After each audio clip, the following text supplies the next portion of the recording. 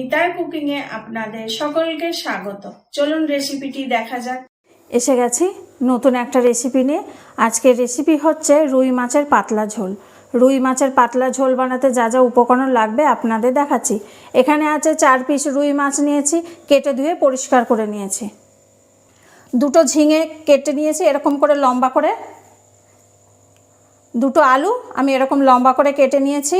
4টে পটল নিয়েছি এরকম 2 চালা করে কেটে নিয়েছি, আর এগুলো সব ধুয়ে পরিষ্কার করে নিয়েছি। ফোড়নের জন্য আছে 1/2 চামচ কালো জিরে, 3টে কাঁচা লঙ্কা চেরা, 1 চামচ আছে কাঁচা লঙ্কা বাটা, 1 চামচ আছে আদা বাটা, 1 চামচ মৌরি গুঁড়ো, 1 চামচ ধনিয়া গুঁড়ো, এখানে আছে 1 চামচ হলুদ গুঁড়ো, 1/2 চামচ কালার লঙ্কা, লবণ আছে। আমি একটা মাঝারি সাইজের টমেটো কুচি করে নিয়েছি, আর রান্নার জন্য সর্ষের তেল আছে। প্রথমে মাছটাকে আমি লবণ হলুদ মাখিয়ে নেব। 1/2 চামচ মতো লবণ দিচ্ছি, এখানে হলুদ গুঁড়ো দিচ্ছি 1/2 চামচ। এবার এটাকে আমি ভালো করে মাখিয়ে নেব 2 পিঠে। মাখানো হয়ে গেছে, এটা আমি 10 মিনিটের জন্য রেখে দেবো। কড়াইতে আমি তেল দিচ্ছি, 3 চামচ তেল দিচ্ছি, আপনারা আপনাদের মতন তেল দেবেন। তেল গরম হয়ে গেছে, এবার আমি মাছ দিয়ে দিচ্ছি। আপনারা যখন মাছ দেবেন তেলে তখন সাবধানে দেবেন, গায়ে যাতে ছিটা না আসে। এক পিঠটা হয়ে গেছে, আমি এবার উল্টিয়ে দেবো। মাছ আমি হালকা করে ভাজছি, ঝোলের মাছ একটু হালকাই ভালো লাগে, পাতলা ঝোলের মাছ।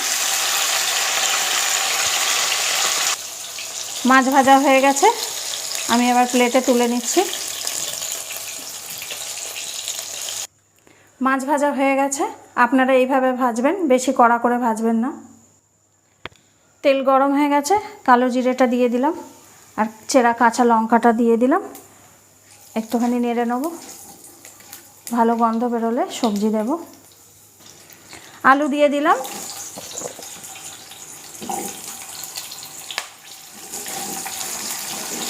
আলু দিয়ে একটু নেড়ে নিচ্ছি।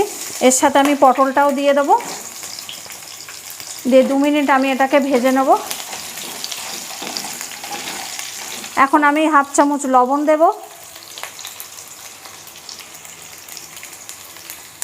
লবণ দিয়ে এবার আমি নেড়ে নেব ভালো করে, এটাকে একটু হালকা ভাজা ভাজা করে নেব। আলু পটল ভাজা হয়ে গেছে, এই সময় আমি ঝিঙেটা দিয়ে দিলাম। ঝিঙে আগে থাকতে দিলাম না, নাহলে ঝিঙে থেকে জল বার হয়ে নরম হয়ে যাবে একদম। এবার ঝিঙেটা দিয়ে 2 মিনিট একটু ভেজে নেব। আমি এখন ঝিঙে দিয়ে একটু ভেজে নিচ্ছি। আমি এতে ঝিঙে আর পটল দিয়েছি, আপনারা আপনাদের পছন্দ মতন সবজি দিয়ে রুই মাছের ঝোল করতে পারেন।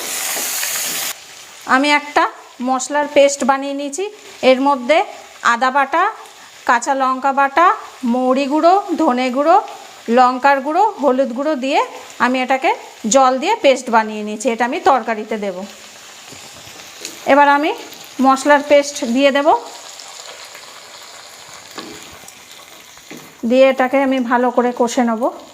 আমি আলাদা করে তেল দিইনি, মাছ ভাজার তেলেই এটা আমি রান্না করছি। আমি এটা এখন ঢেকে দেবো, ঢেকে দিলে অল্প জল উঠবে, তাতেই কষা হয়ে যাবে সবজিটা।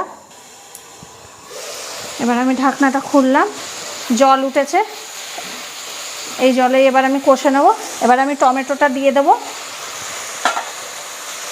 আর লবণ দিয়ে দিলাম, আরও 1/2 চামচ লবণ দিয়ে দিলাম, দিয়ে আমি ভালো করে নেড়ে দেবো, দিয়ে এবার ঢেকে দেবো, টমেটোটা মজে যাবে।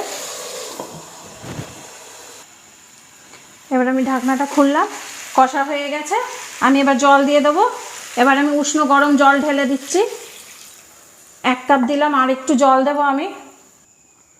আমি আরেক কাপও জল দিচ্ছি, 2 কাপ জল দিলাম। আপনারা যেরকম ঝোল খাবেন সেই হিসাবে জল দেবেন। এবার আমি এটা ঢেকে দেব।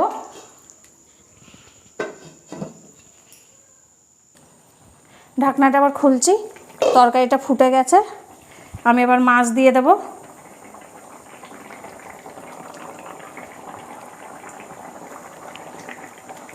মাছ দেওয়া হয়ে গেছে, আর কিছুক্ষণ ফুটুক, তারপরে আমি নামিয়ে দেব। রান্নাটা হয়ে গেছে, গ্যাসটা আমি বন্ধ করে দিলাম।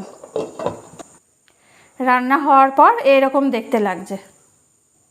এবার আমি বলে ঢালছি।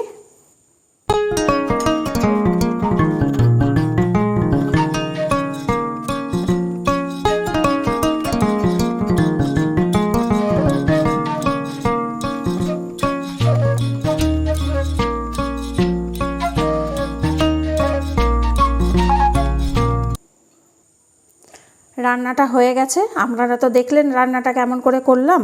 আমি ঢেলে দিয়েছি। বাড়িতে আপনারা এইভাবে গরমকালে যদি পাতলা মাছের ঝোল বানান, রুই মাছের পাতলা ঝোল সবজি দিয়ে খুব ভালো লাগে, আর সাথে যদি মৌরি বাটা দেন আরও বেশি ভালো লাগে। আমাদের বাড়ি বাচ্চারা এই পাতলা মাছের ঝোলটা খুব পছন্দ করে খেতে।